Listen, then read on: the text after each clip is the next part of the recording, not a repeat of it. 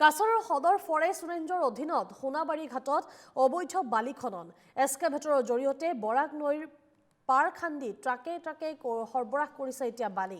অবৈধ বালি খননৰ ফলত খহনীয়াৰ কবলত পৰিছে এতিয়া শ পৰিয়াল। অবৈধ বালি খননে বৰাক নৈলৈ মাতিছে এতিয়া ভাবুকি। স্থানীয় ৰাইজে এই সন্দৰ্ভত অভিযোগ দিয়াৰ পিছতো নিৰ্বিকাৰ হৈ আছে এতিয়া বন বিভাগ।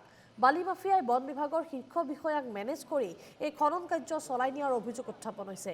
এই অবৈধ বালি খনন বন্ধ কৰিবলৈ মুখ্যমন্ত্ৰীলৈ আহ্বান জনাইছে স্থানীয় লোকে।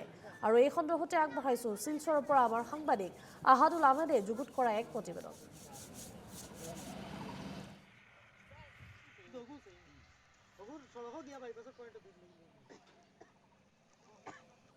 কাছাৰত অবাধে চলি আছে বনজ সম্পদৰ লুণ্ঠন আৰু মই বৰ্তমান উপস্থিত আছো কাছাৰ জিলাৰ সোণাবাৰী ঘাটত আৰু বৰ্তমান ইয়াতে আপোনালোকে দেখি আছে যে বৰাক নৈৰ পাৰত এইদৰে অবৈধভাৱে যোৱা কেইদিন ধৰি এইদৰে অবৈধভাৱে বালি খননৰ কাজ চলি আছে আৰু প্ৰতিদিনেই ইয়াৰ পৰা শ বালি বুজাই ট্ৰাক জিলাৰ বিভিন্ন স্থানত সৰবৰাহ হৈ আছে আৰু অভিযোগ মতে দীৰ্ঘদিনৰ পৰা ইয়াতে এটা সিন্ডিকেটৰ জৰিয়তে দীৰ্ঘদিনৰ পৰা এই স্থানৰ পৰা অবৈধভাৱে বালি খননৰ কাৰ্য চলি আছে আৰু সম্পূৰ্ণ বন বিভাগক মেনেজ কৰি এই অবৈধ কাৰ্যকলাপ ইয়াতে সংগঠিত কৰি গৈছে একাংশ বন মাফিয়া সকলে। আৰু আপোনালোকে দেখি আছে যে বৰাক নৈৰ পাৰত এইদৰেই জেচিবিৰে এই নৈৰ পাৰ খান্দি প্ৰতিদিনেই শ বালি বুজাই ট্ৰাক ইয়াৰ পৰা সৰবৰাহ হৈ থাকে আৰু ফলত নৈৰ প্ৰতি তীব্ৰ ভাবুকিৰ সৃষ্টি হৈছে আৰু ফলত এই স্থানীয় ৰাইজৰ মাজত এক ক্ষোভৰ সৃষ্টি হৈছে। প্ৰতি বছৰ এই স্থানত অবৈধভাৱে বালি সৰবৰাহ হৈ থাকে আৰু যি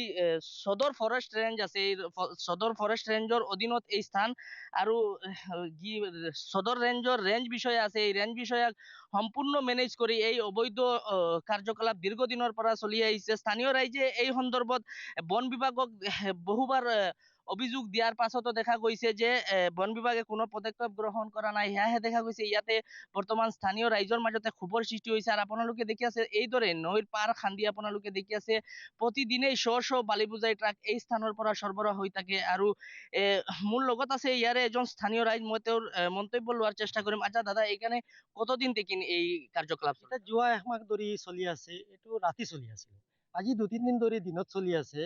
সেইটো গম পাই মই এটা কমপ্লেইন দিছিলোঁ। কমপ্লেইনৰ পিছত মোৰ ওপৰত বহুত লাইফ থ্ৰেটিং আহি আছে।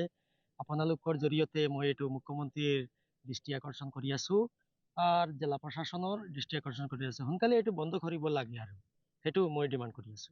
আচ্ছা, এই অবৈধ কাৰ্যকলাপৰ লগত বন বিভাগ জড়িত আছে নেকি? কি সন্দেহ হয় আপোনাৰ?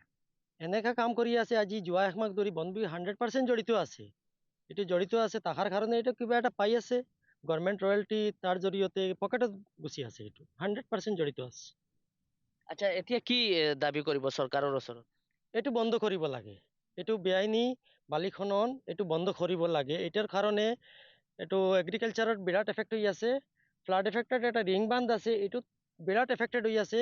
এটা নদী বাংগন আছে যিহেতু এইটো এই বেংক রিভার, হ্যাঁ রিভার ব্যাংক, এইটো ড্যামেজ, এটা 100 অফ ফ্যামিলি জলের নিচে আছে। হ্যাঁ, এইটো দেখিব লাগিব, আপুনি প্ৰশাসনৰ দৃষ্টি আকৰ্ষণ কৰিব লাগিব। লোকেল MP MLA এটা দেখাব লাগিব যে এনেকা চলি আছে বুলি, বৰাকত এনেকা চলি আছে নদীৰ পাৰত। খহনীয়াৰ সৃষ্টি হৈছে, খহনীয়া মানে দাৰুণ খহনীয়া সৃষ্টি হৈছে। এইটো আপুনি মিডিয়া এইটো হেল্প কৰক আৰু এটা একমাত্ৰ ভৰসা মিডিয়াই আৰু লাষ্ট। হয়, নিশ্চয়কৈ এইদৰে দেখা গৈছে যে এই সোণাবাৰী ঘাট অঞ্চলত দীৰ্ঘদিনৰ পৰা এই বালি খননৰ কাজ চলি আছে। যোৱা বছৰতো এইদৰে আমি NKTV এই বাতৰি সম্প্ৰচাৰ কৰিছিলোঁ আৰু এইবাৰো দেখা গৈছে যে ঠিক এনেদৰেই ইয়াতে অবৈধভাৱে বালি খননৰ কাৰ্য চলি আছে আৰু একাংশ বালি মাফিয়াসকলে এই স্থানৰ পৰা প্ৰতিদিনেই শ বালি বুজাই ট্ৰাক জিলাৰ বিভিন্ন স্থানত সৰবৰাহ কৰি আছে আৰু অভিযোগ মতে সম্পূৰ্ণ বন বিভাগক সম্পূৰ্ণ মেনেজ কৰি এই অবৈধ বেহা চলাই গৈছে ইয়াৰে স্থানীয় একাংশ বালি মাফিয়া সকলে। আৰু বন বিভাগক অভিযোগ দাখিল কৰাৰ পাছতো দেখা গৈছে যে বন বিভাগে কোনো ব্যৱস্থা গ্ৰহণ কৰা নাই। সেয়াহে ক্ষোভৰ সৃষ্টি হৈছে স্থানীয় ৰাইজসকলৰ মাজত। স্থানীয় ৰাইজে মুখ্যমন্ত্ৰীৰ দৃষ্টি আকৰ্ষণ কৰি দাবী উত্থাপন কৰিছে যাতে শীঘ্ৰেই এই অবৈধ বেহাৰ বিৰুদ্ধে ব্যৱস্থা গ্ৰহণ কৰিব লাগে, নহলে তেওঁলোকে তীব্ৰ গণতান্ত্ৰিক আন্দোলনৰ দিকে আগবাঢ়িব বুলি তেওঁলোকে হুংকাৰ প্ৰদান কৰে।